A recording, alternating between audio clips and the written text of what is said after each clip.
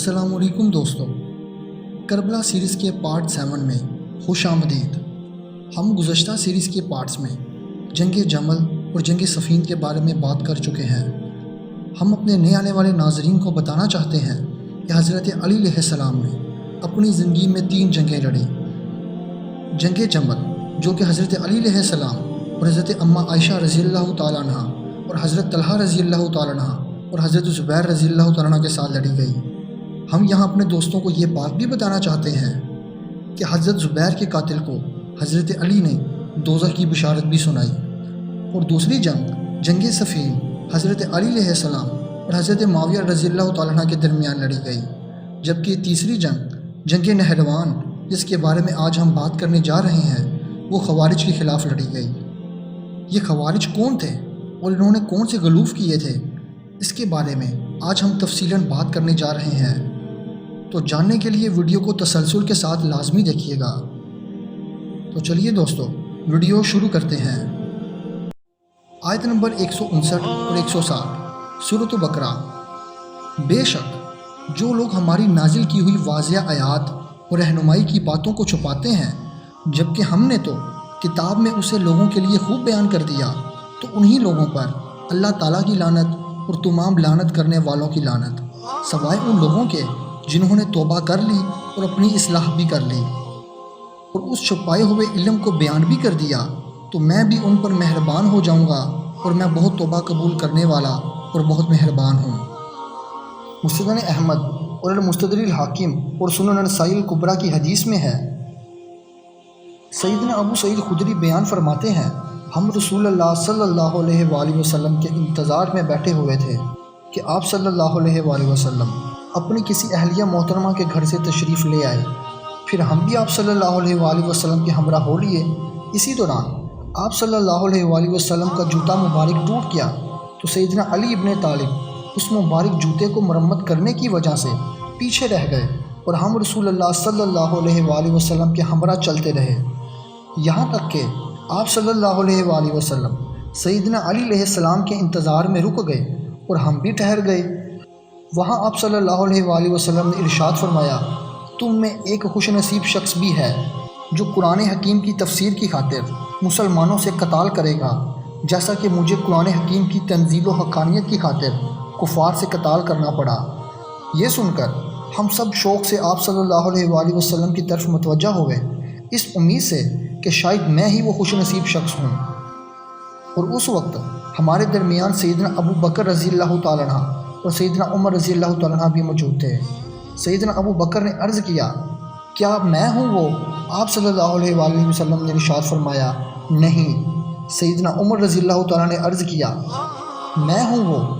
آپ صلی اللہ علیہ وآلہ وسلم نے ارشاد فرمایا، نہیں، تم میں سے کوئی بھی ایسا شخص نہیں، بلکہ وہ خوش نصیب شخص تو میرے جوتے گھانٹنے والا شخص ہے، یعنی سیدنا علی ابن طالب علیہ السلام۔ چنانچہ ہم سب سیدنا علی علیہ السلام کے پاس آئے تاکہ انہیں یہ بشارت دیں۔ سیدنا ابو سعید خدری فرماتے ہیں، وہ بشارت سننے کے بعد سیدنا علی کا رد عمل ایسا تھا گویا وہ پہلے سے ہی اس بشارت کو جانتے تھے۔ مسند احمد میں اس کا نمبر 11309 ہے، جلد نمبر 5 اور صفحہ نمبر 103، اور 11795 پر بھی موجود ہے، جلد نمبر 5 صفحہ نمبر 247، اور المستدرک الحاکم میں 4621 پہ، کل الامام حاکم الامام الذہبی میں اسناد صحیح، اور سنن النسائی الکبریٰ میں 8457 پر ہے۔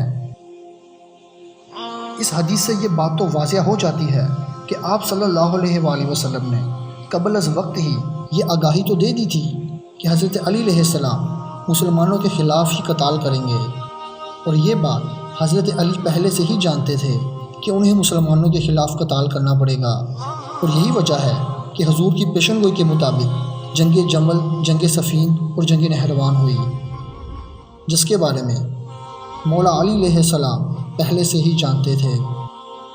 جنگ صفین لڑنے کے بعد جو کہ حضرت معاویہ اور حضرت علی علیہ السلام کے درمیان ہوئی، جس کے بارے میں مولا علی نے فرمایا تھا کہ قیامت کے دن فیصلہ میرے اور معاویہ کے درمیان پہنچے گا۔ اس کے بعد جنگ نہروان لڑی گئی، جس کے بارے میں متعدد صحیح الاسناد حدیث ہیں، جن کا تذکرہ ہم کرنے جا رہے ہیں۔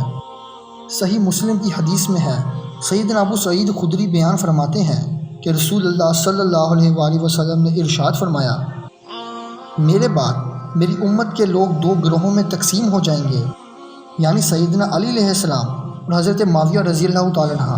پھر ان دونوں گروہوں کے اندر سے ہی ایک تیسرا فرقہ یعنی خوارج الگ ہو جائیں گے، اور اس الگ ہو جانے والا فرقہ یعنی خوارج سے وہ گروہ قتال کرے گا جو ان دونوں گروہوں میں سے اقرب الی الحق ہوگا، یعنی سیدنا علی ابن طالب علیہ السلام کا گروہ۔ یہ حدیث صحیح مسلم میں 2459 نمبر پر موجود ہے۔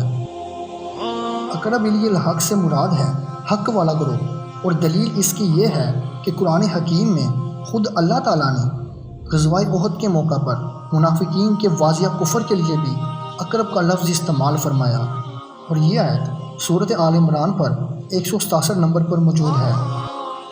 پھر سنن نسائی الکبریٰ البیہقی میں 16721 نمبر پر موجود ہے کہ سیدنا عمار بن یاسر رضی اللہ تعالیٰ عنہ نے فرمایا، مت کہو اہل شام یعنی حضرت معاویہ کے گروہ نے کفر کیا، بلکہ کہو کہ انہوں نے فسق یعنی گناہ کبیرہ کیا، یا پھر کہو اپنی جانوں پر ظلم کیا۔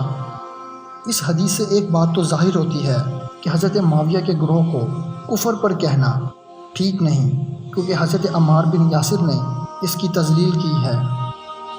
صحیح بخاری 6933 نمبر پر اور صحیح مسلم میں 2456 پر یہ حدیث موجود ہے کہ سیدنا ابو سعید خدری بیان فرماتے ہیں کہ رسول اللہ صلی اللہ علیہ وآلہ وسلم مال غنیمت تقسیم فرما رہے تھے کہ عبداللہ ابن زول خویسرہ تمیمی آیا اور کہنے لگا، اے محمد صلی اللہ علیہ وآلہ وسلم انصاف کرو۔ آپ صلی اللہ علیہ وآلہ وسلم نے جلال میں آ کر فرمایا، تو برباد ہو، جب میں ہی انصاف نہ کروں گا تو اور کون کرے گا؟ سیدنا عمر بن خطاب نے عرض کی، مجھے اجازت دیجیے اس گستاخ کو قتل کر دوں۔ آپ صلی اللہ علیہ وآلہ وسلم نے فرمایا، رہنے دو، اس کے کچھ ساتھی مستقبل میں ایسے بھی ہوں گے کہ تم اپنی نماز کو ان کی نماز اور اپنے روزے کو ان کے روزے کے مقابلے میں حقیر سمجھو گے، یعنی وہ خوارج بہت عبادت گزار ہوں گے۔ یہ لوگ دین میں سے یوں خارج ہو جائیں گے جیسے تیر اپنے ہدف سے آر پار نکل جاتا ہے، اور اس تیر کے اگلے پچھلے اور درمیانے کسی بھی حصے پر کوئی نشان نہیں لگا ہوتا، اور وہ گوبر اور خون میں سے صاف نکل جاتا ہے۔ ان خوارج کی ایک نشانی یہ ہوگی کہ ان میں سے ایک شخص کا کٹا ہوا بازو عورت کے پستان جیسا ہوگا، اور یہ لوگ اختلاف جو سیدنا علی علیہ السلام اور حضرت معاویہ رضی اللہ تعالیٰ عنہ کے درمیان ہوا کہ وقت ظاہر ہوں گے، یعنی حضرت علی اور حضرت معاویہ کے درمیان ہونے والے اختلاف کے موقع پر واضح ہوں گے۔ سیدنا ابو سعید خدری بیان فرماتے ہیں کہ میں گواہی دیتا ہوں کہ میں نے خود رسول اللہ صلی اللہ علیہ وآلہ وسلم کو یہ سب باتیں فرماتے ہوئے سنا تھا، اور میں یہ بھی گواہی دیتا ہوں کہ سیدنا علی علیہ السلام نے ان خوارج کو جنگ نہروان میں قتل کیا، اور میں بھی آپ علیہ السلام کے ساتھ تھا۔ اور پھر خوارج میں سے ایک شخص کی لاش لائی گئی جس میں وہ تمام علامات موجود تھیں جو رسول اللہ صلی اللہ علیہ وآلہ وسلم نے پیشن گوئی ذکر فرمائی تھی، اور اسی سے متعلق قرآن کی یہ آیت بھی نازل ہوئی، اور ان میں سے بعض آپ صلی اللہ علیہ وآلہ وسلم پر صدقات کی تقسیم میں تان کرتے تھے۔ سورۃ التوبہ آیت نمبر 58۔ سنن نسائی الکبریٰ کی حدیث میں ہے، سیدنا عبداللہ بن عباس رضی اللہ تعالیٰ عنہ بیان فرماتے ہیں، جب حروریہ یعنی خوارج کا ظہور ہوا تو انہوں نے ایک الگ جگہ کو اپنا مسکن بنا لیا، اور ان کی تعداد 6000 تھی۔ میں نے امیر المؤمنین سیدنا علی ابن طالب علیہ السلام سے عرض کی، آپ علیہ السلام نماز ظہر تھوڑی ٹھنڈی یعنی مؤخر کر دیں تاکہ میں ان لوگوں یعنی خوارجوں سے گفت و شنید کر سکوں۔ سیدنا علی ابن طالب علیہ السلام نے فرمایا، مجھے خوف ہے کہ وہ تمہیں کوئی نقصان نہ پہنچائیں۔ میں نے عرض کی، قطعاً ایسا کوئی امکان نہیں۔ چنانچہ میں نے اچھا لباس زیبتن کیا اور بال سنوارے اور ان کے پاس پہنچا۔ عین دوپہر کا وقت تھا، وہ کھانا کھا رہے تھے۔ انہوں نے مجھے دیکھ کر کہا، مرحبا اے ابن عباس، کہو کیسے آنا ہوا؟ میں نے جواب دیا، میں تمہارے پاس مہاجر و انصار صحابہ رضی اللہ تعالیٰ عنہ، رسول اللہ صلی اللہ علیہ وآلہ وسلم کے چچا زاد اور دماد سیدنا علی ابن طالب علیہ السلام کی طرف سے آیا ہوں۔ ان کے حالات پر قرآن حکیم اترا۔ لہٰذا وہ قرآن کی تفسیر تم سے کہیں بہتر جانتے ہیں، اور تم میں ان جیسا فضیلت والا کوئی بھی موجود نہیں۔ میرے آنے کی غرض یہ ہے کہ میں تمہیں ان کا موقف پہنچا دوں اور تمہارا موقف ان کو پہنچا دوں۔ چنانچہ یہ بات سن کر ان میں سے بہت سے لوگ میرے پاس آ بیٹھے۔ میں یعنی سیدنا عبداللہ بن عباس نے ان خوارج سے سوال کیا، مجھے اس بات کی دلیل دو کہ کس دلیل کی روشنی میں تم لوگوں نے صحابہ رضی اللہ تعالیٰ عنہ اور رسول اللہ صلی اللہ علیہ وآلہ وسلم کے چچا زاد اور داماد سیدنا علی بن طالب علیہ السلام سے دشمنی مول لے لی ہے؟ انہوں نے کہا، اس اختلاف کی 3 وجوہات ہیں۔ میں نے کہا، وہ 3 وجوہات کون سی ہیں؟ ان میں سے ایک نے کہا، پہلی بات تو یہ ہے کہ انہوں یعنی سیدنا علی بن طالب علیہ السلام نے اللہ تعالیٰ کے معاملے میں انسان کو قاضی ٹھہرا لیا ہے، حالانکہ اللہ تعالیٰ کا فرمان ہے فیصلے کا اختیار تو صرف اللہ تعالیٰ کو حاصل ہے۔ یہ آیت سورۃ الانعام میں موجود ہے اور آیت نمبر 57 ہے۔ یہاں پہ آپ اندازہ کر سکتے ہیں کہ خوارج اپنے تمام تر ریفرنسز قرآن سے نوٹ ڈاؤن کرتے تھے اور انہیں اپنے مطابق بیان بھی کرتے تھے۔ بہرحال پھر خوارج بولے، لہٰذا اس معاملے میں انسانوں کے فیصلے سے کیا سروکار؟ میں نے کہا، ایک اعتراض ہوا، یعنی اگلا اعتراض بتاؤ۔ انہوں نے دوسرا سبب یہ بتایا کہ انہوں یعنی سیدنا علی ابن طالب علیہ السلام نے سیدنا عائشہ رضی اللہ تعالیٰ عنہ کے گروہ کے ساتھ جنگ جمل اور حضرت معاویہ رضی اللہ تعالیٰ عنہ کے گروہ کے ساتھ جنگ صفین میں جنگ کی، مگر نہ تو ان کے قیدیوں کو لونڈی اور غلام بنایا اور نہ ہی مال غنیمت جمع کیا۔ اگر وہ کافر تھے تو انہیں قیدی بنانا بھی درست تھا، اگر وہ مومنین تھے تو سرے سے ان کے ساتھ قتال کرنا بھی غلط ہوا۔ میں نے کہا، یہ 2 باتیں ہو گئی، اب تیسرا اعتراض بتاؤ۔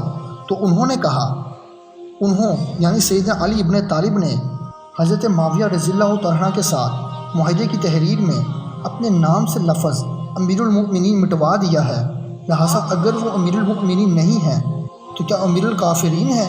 نعوذ باللہ من ذالک۔ میں نے کہا، ان 3 اشکال کے علاوہ کوئی اور اعتراض بھی ہے؟ انہوں نے کہا، نہیں، یہی 3 کافی ہیں۔ میں نے کہا، اگر تمہیں اللہ کی کتاب اور رسول اللہ صلی اللہ علیہ وآلہ وسلم کی سنت سے کچھ پیش کروں جس سے تمہارے اشکالات حل ہو جائیں تو مان لو گے؟ انہوں نے کہا، جی ہاں، بالکل۔ میں یعنی سیدنا عبداللہ بن عباس نے کہا، تمہارا یہ اعتراض کہ سیدنا علی ابن طالب نے اللہ تعالیٰ کے معاملے میں انسان کو قاضی ٹھہرا لیا ہے اور یوں کفر کا ارتکاب کیا ہے، تو میں تمہیں اللہ تعالیٰ کی کتاب ہی میں سے دکھاتا ہوں کہ اللہ تعالیٰ نے 1/4 درہم کی مالیت جیسی حقیر رقم پر فیصلہ انسانوں کے سپرد فرمایا ہے کہ وہ اس کا فیصلہ کریں۔ دیکھو، اللہ تعالیٰ فرماتا ہے، اے ایمان والو، حالت احرام میں شکار مت کرو، اور تم میں سے جو جان بوجھ کر ایسا کر بیٹھے تو اسے شکار کے برابر کسی جانور کو بطور کفارہ پیش کرے، جس کا فیصلہ تم میں سے 2 معتبر افراد کریں گے۔ سورۃ المائدہ آیت نمبر 95 یعنی 95۔ اب دیکھ لو، یہ معمولی اور چھوٹا سا فیصلہ اللہ تعالیٰ نے بندوں کے سپرد فرمایا، جبکہ وہ خود ہی فیصلہ فرما سکتا تھا، مگر پھر بھی اس نے انسانی فیصلے کو جائز رکھا۔ میں تمہیں اللہ تعالیٰ کا واسطہ دے کر پوچھتا ہوں کہ انسانی فیصلے سے امیر المسلمین کی اصلاح کرنا اور امن کی خاطر باہمی خون ریزی روکنا زیادہ اہم اور افضل ہے، یا حالت احرام میں شکار کیے گئے خرگوش کا معاملہ زیادہ ضروری ہے؟ ان خوارج نے جواب دیا، کیوں نہیں، یہی مسلمانوں کے درمیان صلح کروانا ہی زیادہ افضل ہے۔ پھر میں نے دوسری دلیل دیتے ہوئے کہا، اللہ تعالیٰ نے عورت اور اس کے شوہر کے بارے میں فرمایا، اگر تمہیں ان کے مابین ناچاکی کا خوف ہو تو اس مرد کی طرف 1 سالس اور اس عورت کی طرف 1 سالس مقرر کر لو۔ سورۃ النساء آیت نمبر 35 میں موجود ہے۔ میں تمہیں اللہ تعالیٰ کا واسطہ دے کر پوچھتا ہوں کہ انسانی فیصلے سے امیر المسلمین کی اصلاح کرنا اور امن کی خاطر باہمی خون ریزی روکنا زیادہ اہم اور افضل ہے، یا محض ایک عورت کے ازواجی معاملے کو سنوارنا زیادہ افضل ہے؟ انہوں نے کہا، بالکل ٹھیک کہا۔ پھر میں نے کہا، تمہارا یہ اعتراض کہ سیدنا علی ابن طالب علیہ السلام نے قتال تو کیا مگر فریق مخالف کو جنگ قیدی نہیں بنایا اور نہ ان کے مال سے غنیمت حاصل کی، مجھے یہ بتاؤ، کیا تم اپنی ماں ام المؤمنین سیدنا عائشہ رضی اللہ تعالیٰ عنہ کو جنگی قیدی بنانا چاہتے ہو اور دیگر جنگی قیدی خواتین کی طرح انہیں بھی اپنے لیے حلال کرنا چاہتے ہو، جبکہ وہ تمہاری ماں ہے؟ اگر تمہارا جواب یہ ہے کہ ہم انہیں دیگر قیدی عورتوں کی طرح حلال جانتے ہیں تو تم کافر ہو جاؤ گے، اور اگر یہ کہو گے کہ وہ تمہاری ماں ہی نہیں تو پھر بھی یہ کفر ہوگا۔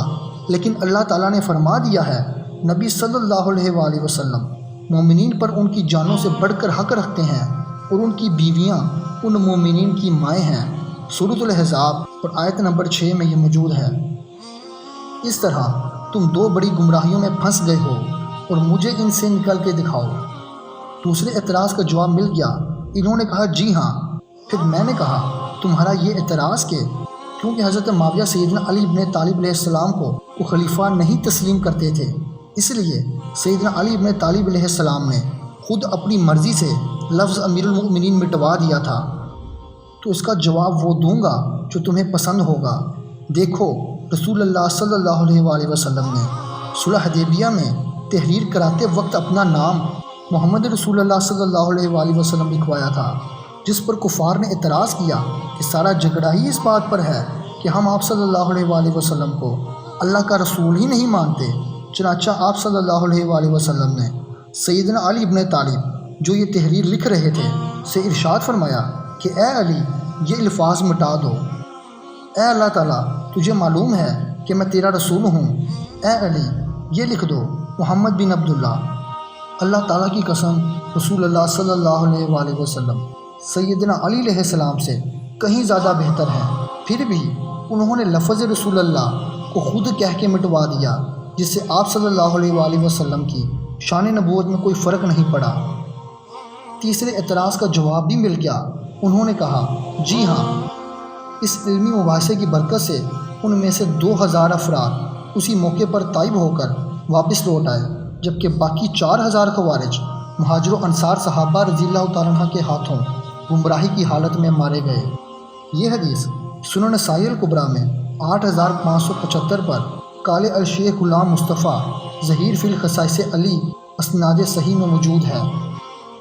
المصنف ابی شیبہ کی حدیث میں ہے، سیدنا طارق بن شہباب تابعی رحمۃ اللہ علیہ بیان کرتے ہیں، میں سیدنا علی ابن طالب علیہ السلام کے پاس تھا تو ان سے سوال کیا گیا کہ اہل نہروان یعنی خوارج مشرکین ہیں؟ تو آپ علیہ السلام نے فرمایا نہیں، شرک سے تو وہ بھاگے ہیں، یعنی مسئلہ تحکیم پر انہوں نے توحید کا ہی تو بہانہ بنایا تھا، تو وہ مشرک کیوں کر ہو سکتے ہیں؟ پھر پوچھا کیا پھر وہ منافق ہیں؟ فرمایا نہیں، منافقین تو اللہ تعالیٰ کو بہت ہی کم یاد کرنے والے ہوتے ہیں، یعنی خوارج تو حد سے زیادہ عبادت گزار تھے، تو وہ منافق کیوں کر ہو سکتے ہیں؟ پھر پوچھا گیا آخر وہ خوارج کیا ہیں؟ سیدنا علی علیہ السلام نے فرمایا یہ ہمارے ایسے لوگ ہیں جنہوں نے ہمارے خلاف بغاوت کی، صرف باغی ہیں، مشرکین یا منافق نہیں۔ سنن الکبریٰ للبیہقی کی حدیث میں ہے، سیدنا نافع تابعی رحمۃ اللہ علیہ بیان کرتے ہیں، سیدنا عبداللہ بن عمر رضی اللہ تعالیٰ عنہ خشبیہ یعنی مختار ثقفی کے گروہ کے لوگوں اور خوارج کو سلام کہا کرتے تھے، حالانکہ وہ مسلمانوں سے برسر قطار رہتے تھے، اور سیدنا عبداللہ بن عمر رضی اللہ تعالیٰ عنہ فرماتے تھے جو کوئی بھی حی علی الصلاۃ کہے، مجھے نماز کے لیے بلائے گا تو میں اس کی دعوت قبول کروں گا، یعنی اس کے پیچھے نماز پڑھوں گا، اور جو کوئی حی علی الفلاح کہہ کر بلائے گا میں اس کی پکار پر لبیک کہوں گا، یعنی اس کے پیچھے نماز پڑھوں گا۔ مگر جو کچھ بھی یہ کہیں گے اور اپنے مسلمان بھائیوں سے جنگ کریں اور ان کا مال لوٹیں تو پھر میں انکار ہی کروں گا۔ یعنی سیدنا عبداللہ بن عمر رضی اللہ تعالیٰ عنہ اس حدیث میں واضح طور پر ارشاد فرماتے ہیں کہ جب تک ان خوارجوں کی مسجد سے حی علی الصلاۃ اور حی علی الفلاح کی آواز آتی رہے گی میں ان کے پیچھے نمازیں پڑھتا رہوں گا، اور جب یہ مجھے اپنے ہی بھائیوں کا مال لوٹنے کی طرف راغب کریں گے تو میں ان کی بات نہیں مانوں گا۔ المستدرک الحاکم اور سنن نسائی الکبریٰ کی حدیث میں ہے، سیدنا عمار بن یاسر رضی اللہ تعالیٰ عنہ بیان فرماتے ہیں کہ غزوہ ذو الشیرہ کے دوران میں اور سیدنا علی علیہ السلام رفیق سفر تھے۔ رسول اللہ صلی اللہ علیہ وآلہ وسلم نے وہاں پڑھاؤ ڈالا اور کچھ دیر مقیم رہے۔ اسی دوران ہم نے بنی مدلج کے کچھ لوگوں کو کھجور کے باغات میں کام کرتے دیکھا، تو سیدنا علی علیہ السلام اور میں ان کے پاس آئے اور کچھ دیر ان کا کام دیکھتے رہے۔ پھر ہم پر نیند غالب آ گئی تو ہم دونوں جا کر کھجور کے چھوٹے پودوں میں مٹی پر لیٹ کر سو گئے۔ پھر رسول اللہ صلی اللہ علیہ وآلہ وسلم ہی نے آ کر ہمارے پاؤں مبارک سے ہمیں ہلا کر بیدار فرمایا، اور ہماری حالت یہ تھی کہ ہم گرد سے خوب آلودہ ہو چکے تھے۔ اس موقع پر رسول اللہ صلی اللہ علیہ وآلہ وسلم نے سیدنا علی علیہ السلام سے فرمایا، اے ابو ترا یعنی مٹی والے، اٹھو۔ پھر فرمایا، میں تم دونوں کو سب انسانوں سے بڑھ کر دو بدبخت افراد کے بارے میں نہ بتاؤں؟ ہم نے عرض کیا، ضرور بتائیں۔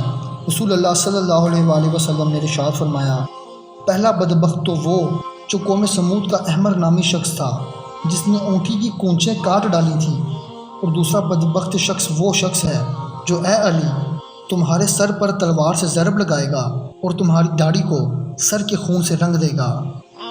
یہ حدیث سنن نسائی الکبریٰ میں 8538 پر قال الشیخ غلام مصطفیٰ ظہیر فی الخصائص علی تحت الحدیث 8538 پر موجود ہے۔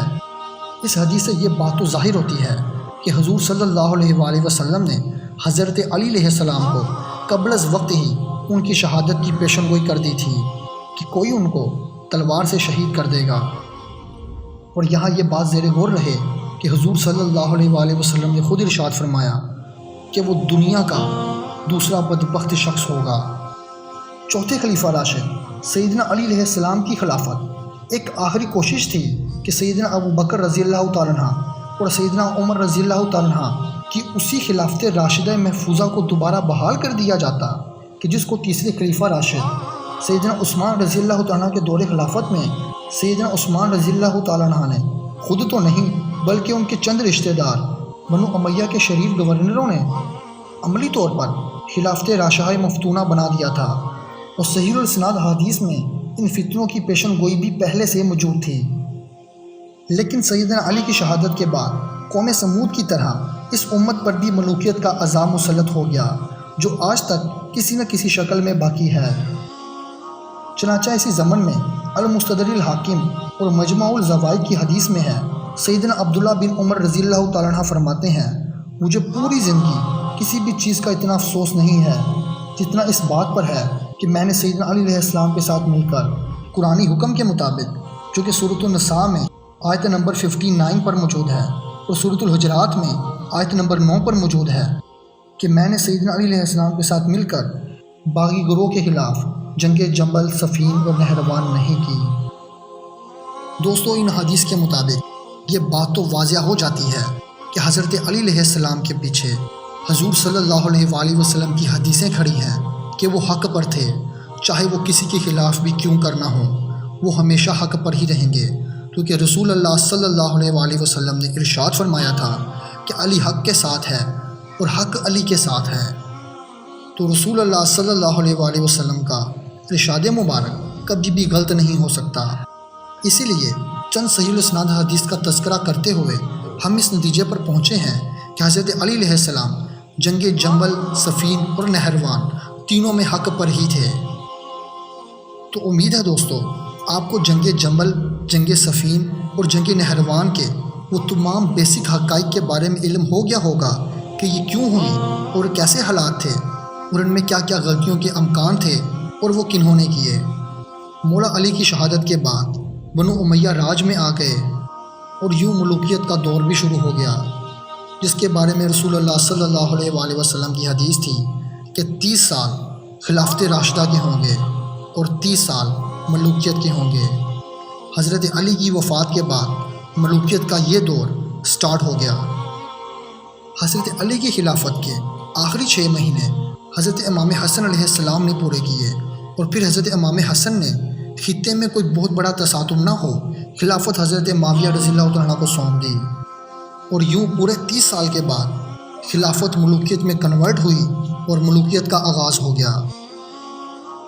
آخر میں اللہ سے دعا ہے کہ اللہ ہمیں دور حاضر کے فتنوں سے محفوظ رکھ کر خالصتاً اللہ تعالیٰ کی عبادت کرنے، اس کے آگے جھکنے اور اپنے آخری نبی رسول اللہ صلی اللہ علیہ وآلہ وسلم کی تعلیمات پر عمل کر کے جنت کی راہ پر گامزن کرے۔ آمین ثم آمین۔